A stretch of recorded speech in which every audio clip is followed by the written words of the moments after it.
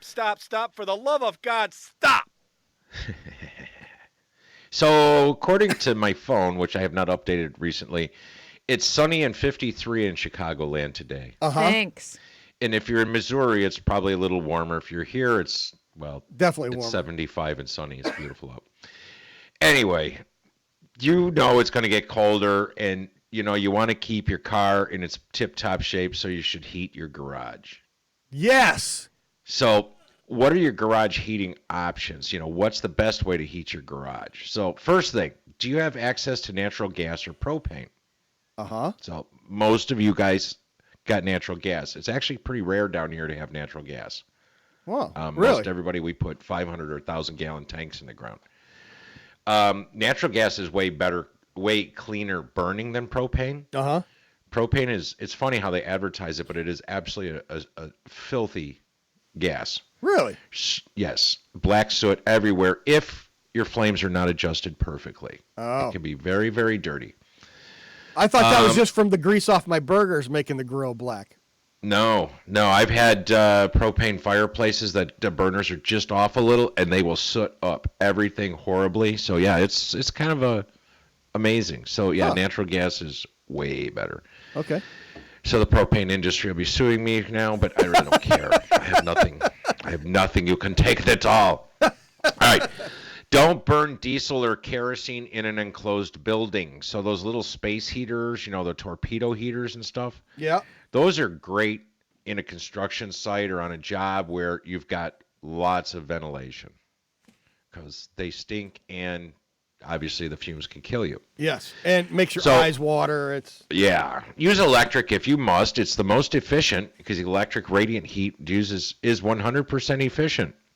The downside is it can be costly based on your fees for kilowatt hours, right? Yeah, maybe. Yeah. So if you're building new, a hot water heat system's awesome, which is what? A 30-gallon water heater, some tubing in the floor, and a recirculating pump. Boom, done. And you might want a tube manifold. So Yeah. You could do a manifold if you wanted to get fancy, and heck, you can go to box stores. They sell pre-made manifolds. All you got to do is put your PEX on it. Right, and you run plug-in PEX. So you run a tube, a couple of runs around the outside perimeter, and then you do the inside. So that way you've got two runs, and you can control then the heat better from the outside to the inside. Right. So, okay. So that's always a nice thing. Yes. So a hanging natural gas furnace is probably the most common. I think one of them is Hot Dog. It's a small one they make for your garage. Hot dog. Yeah, you could Google Hot Dog. Hot dog. And that's what I had in my last house. I just had a hanging one. And that worked great, and it was sidewall vented, so I didn't have to go through the roof or anything. It was super efficient. But it kept the heat in the garage was so nice to, you could pull in the morning, you go out, it's 20 below zero, and like, whoo, car stays warm. And I don't have to scrape the window. Yes. And in my previous house, I was fortunate enough to come up with a really old downdraft furnace that was like built like a tank. So I put the downdraft furnace at the end of my workbench, and I had my ductwork under my workbench. Okay. So it blew all across the floor. Oh yeah.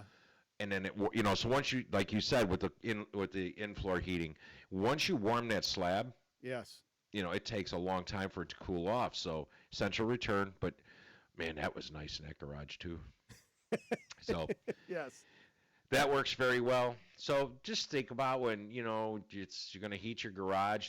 Remember, air sealing's more important, or as important, or more important than insulation.